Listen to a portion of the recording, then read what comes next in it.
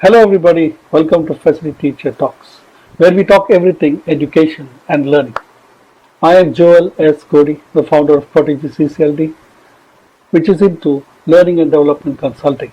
I'm a psychologist and I specialize in social and organizational psychology. I have a particular passion about the quality of education and the effectiveness of the methodologies. After years of research, I am fortunate to have been able to create a safety program which has pioneered the FaciliTeacher movement in the country. FaciliTeaching or facilitative teaching has proven to be very effective in the modern educational system, and we have seen that all the stakeholders, students, parents, teachers, institutions, and society in general has benefited largely from it. With a small beginning in 2017, this program has now reached educators in countries like Spain, Turkey, Philippines, Sri Lanka, Nepal, and of course, across India. Like every other citizen across the world who is facing this crisis, the COVID-19 pandemic, the educational system also is going through a very tough situation. Stress is a natural outcome of these circumstances and therefore the reason for having our special guest today on FaciliTeacher Talks. Poonam Madaan is the founder of Break Free from Stress Training Solutions. She guides organizations to develop positive working environment, thereby elevating the happiness quotient of their employees. She is versatile. She has a wide range of experience. She is a corporate trainer, an NLP practitioner, laughter yoga teacher, energy healer, and guess what? She is also a chartered accountant. She is on a mission to spread smiles to minds. She believes that humans are ruled by their thoughts and these thoughts can be changed. So without further delay, let's welcome Poonam Madaan to FaciliTeacher Talks. Thank you, sir, for welcoming me to your show. Yes, so uh, I would just like to know from you about your journey. It's surprising that you're a qualified chartered accountant. You could have a luxurious, happy career. So, and now you're spreading happiness around. And how did that happen? How did break free from stress happen? Tell us about it. Sure, sir. Uh, to start with, yeah, I have undergone a lot of stress during my professional life as a chartered accountant. And I can say that that was one of the things that also inspired me to do something for those people who are already dealing with stress. And it was my nature that since beginning I never let stress to go to my heads. But I saw many people who don't know how to deal with stress. And when I did my certification in corporate training, I was thinking about what I should do for the people, for the society. And I was looking for something, some topic or some area where I should focus my attention. And as I believe, when we want something desperately, the universe gives you a sign.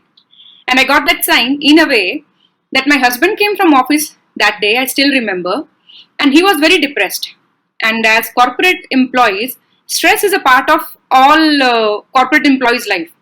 But that day it was something different. So when I inquired, he said that one of his colleague sitting just next to him collapsed in the office. And the reason for that fall could be many, but that led me to a research to know what are the reasons that people are not focusing attention on their health. They are suffering mentally, emotionally, and physically. And I came to a conclusion that many people nowadays don't know how to deal with stress. And stress is a part of life of everybody nowadays, starting from a kid to adults to seniors. So I thought I have to do something in this area, and this led to starting of Break Free from Stress. And now I want to help as many people as I can to learn this art of dealing with stress. I believe that dealing with stress is not a part of wellness. Rather, it is a part of an essential life skill which everybody on this earth should know. So, in front of you, on a purpose, with a purpose to spread happiness. That's wonderful. But help us understand this better. I am also a an entrepreneur in a way, and I found it really, really difficult to break free from my safe, secure job environment and to kind of fly out into the world without knowing what's going to happen. And you could have had a good career, but you chose to do this, and I'm sure that has taken you through a lot of stress. But talking about stress, tell us a little bit about your personal experience with stress. Uh, what was the most stressful phase of your life, and how did you deal with it? Sure. I would say that stress has been a part of my life since I was a kid. My grandparents were refugees from Pakistan after division. So, for them, again, the question of survival was always very prominent.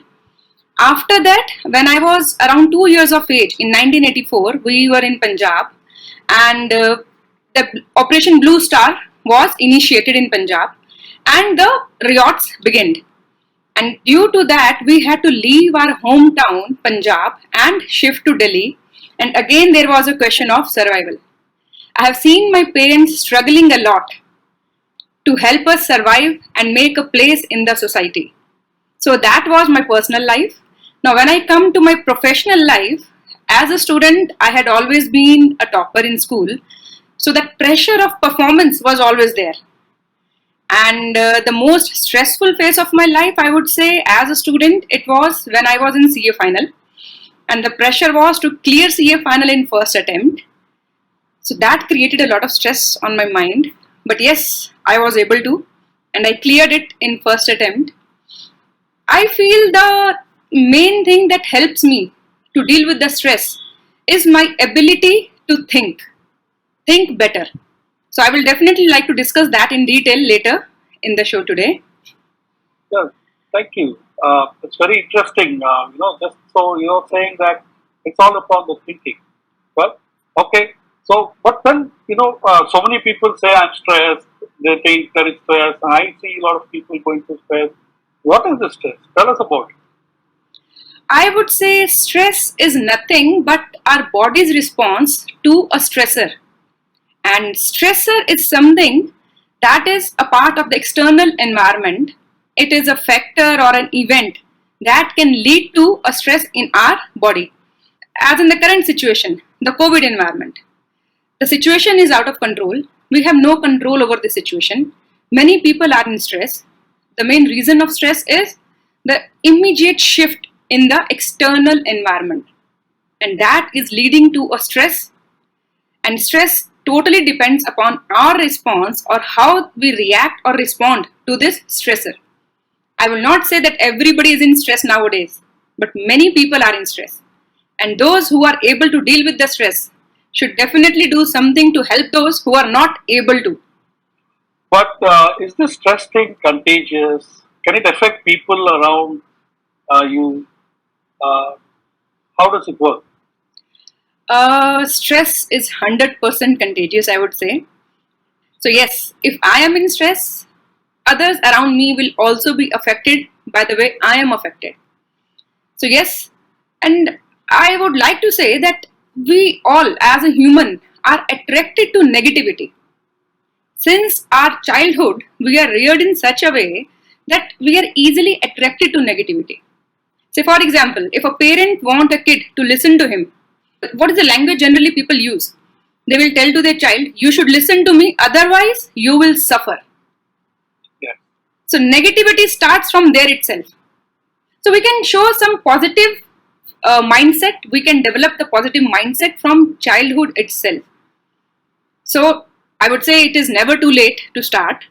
Yeah. So anytime in life, whenever people feel that yes, positivity it have to be a crucial part of our life, of our mindset, they can do that. So let's talk about this COVID situation, all this hangama, this whole panic situation that we're having. So much of hatred has come out of people. Where is this all coming from? What has stress got to do with all? See, in the current situation, the main reason why people are having so much of stress, the main factor is uncertainty. People are not certain. We are not certain even what will happen tomorrow, whether the lockdown will be extended. If it is not extended, what all essential services will be opened? If they are opened, how they will be operating? And all these questions relating to uncertainty. We must recognize this fact that uncertainty is always a part of our life. It is nothing new for us.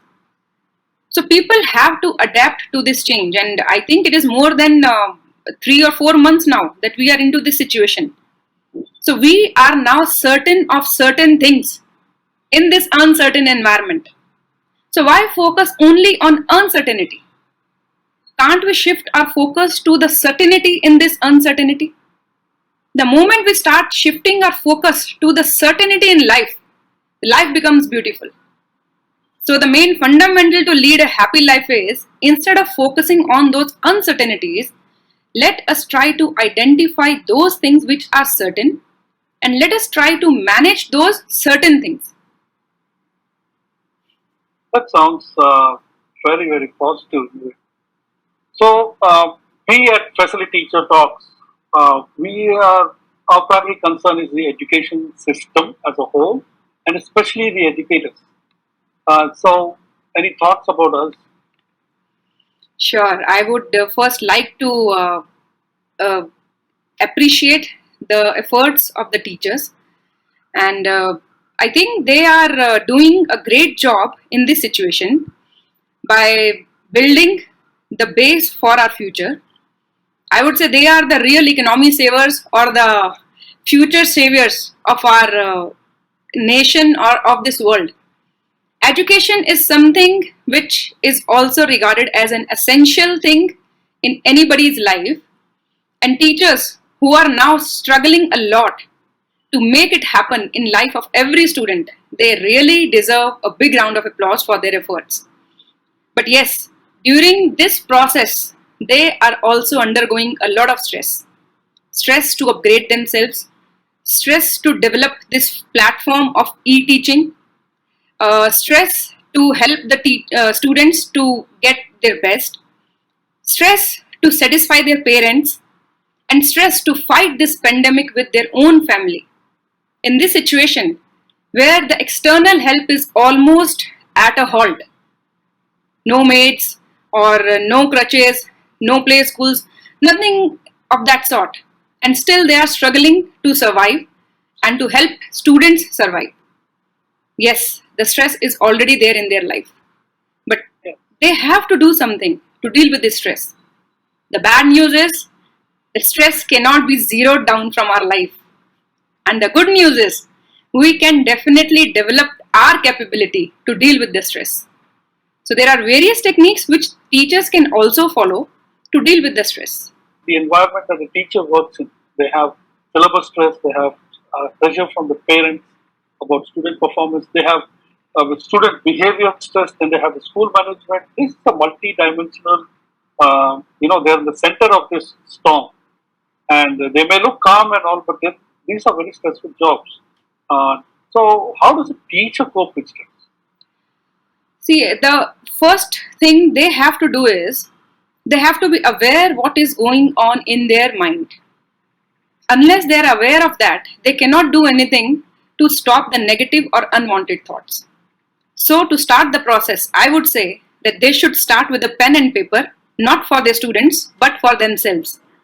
They have to write down what we call journaling. They have to write down whatever is going on in their mind. It can be any thought, negative thought or positive thought. So first of all, we should be aware of what is going in our mind. Then we have to classify them as what is it that is required and what is it that is unwanted. Don't focus your attention on the unwanted thoughts. Remember, it is always the second thought that is the cause of stress. So you have to live in your present. If we are preparing a curriculum for your students, what is that one thought which should run in your mind at this particular point of time? That how can I improvise my curriculum? How can I improvise my content? Now, if at this point of time you are thinking about COVID, it is not going to help you out. So bifurcate all your thoughts, and at a particular point of time, be mindful of your thoughts and be with your first thought which is required to be there. And then make a to-do list of your task. There are various tasks a person has to perform during a day. After you make a list of all the tasks which you have to perform during a day, classify those tasks as A, B, and C. A being those tasks which have highest priority in your list, B being those tasks which can wait for a time, and C being those tasks which do not require your immediate attention and which can be delayed for a week or a day or so on. And then focus your attention only on those tasks which are under the category A. This is a technique which I also personally follow because I have been working from home since last 5-6 years, because I used to live in Delhi and then I shifted to Bangalore. So since then I have been working from home. I have 2 kids. So I would say it is not easy to work from home. I have been into full-time job, I have been a full-time housewife, and I have been working from home as a part-timer.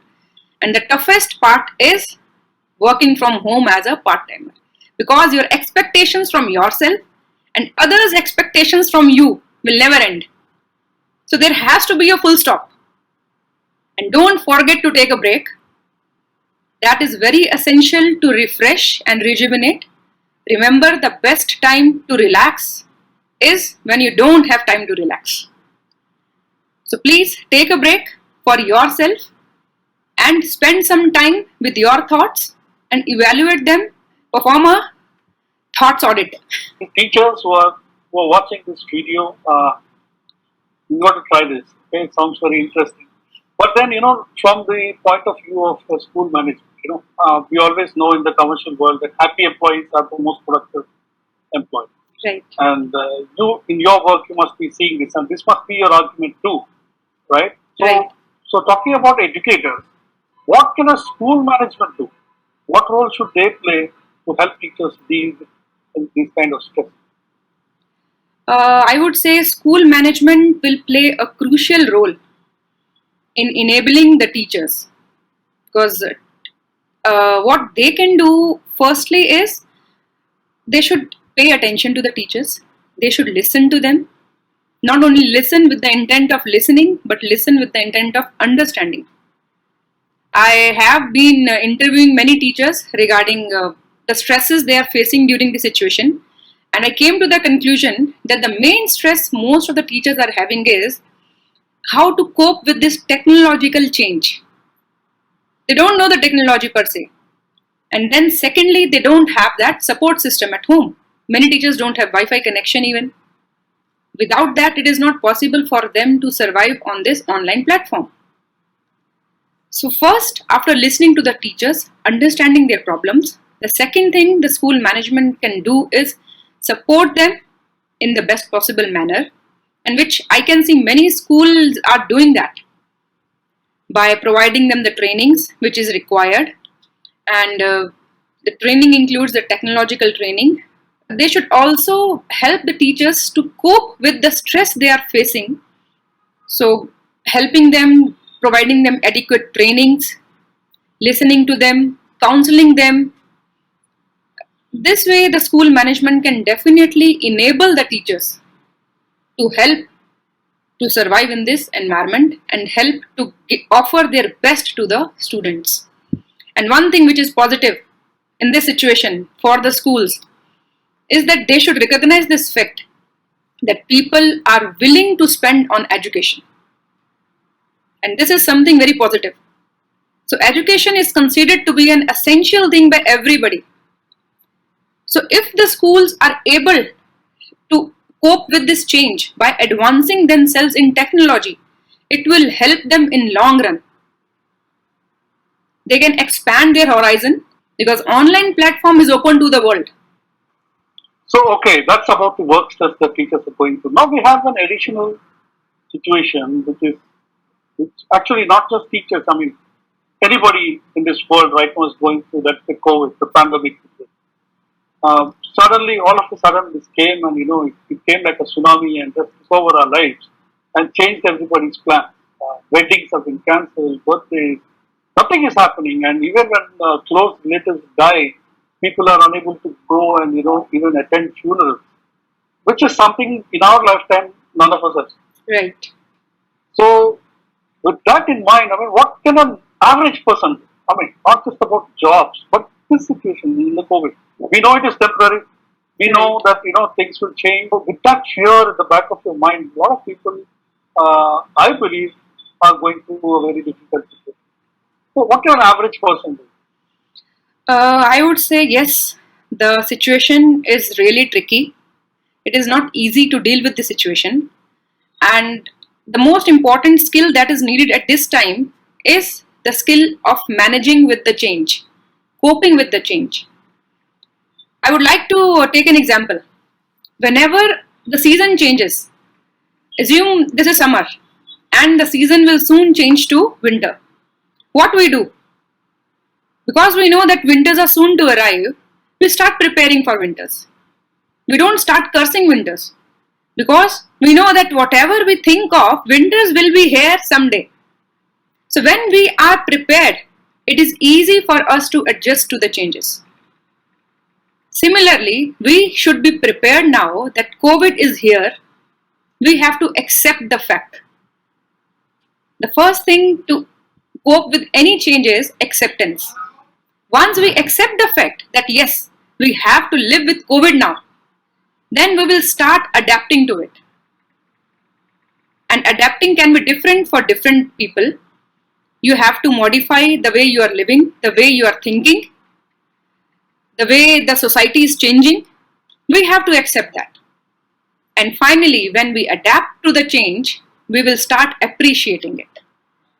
And once we start appreciating, life will become beautiful for all of us.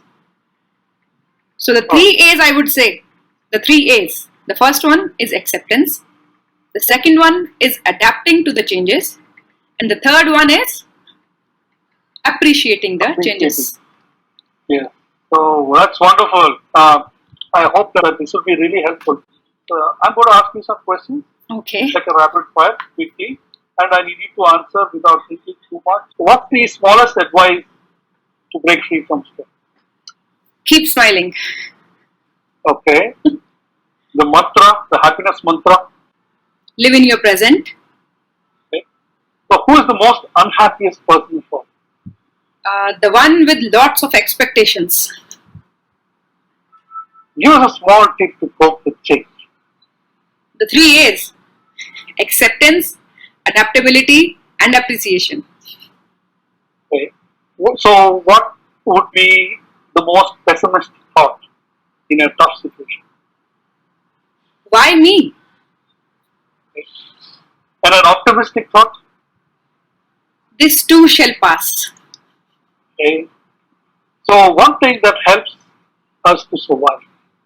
Preparedness, And one thing that helps us to revive.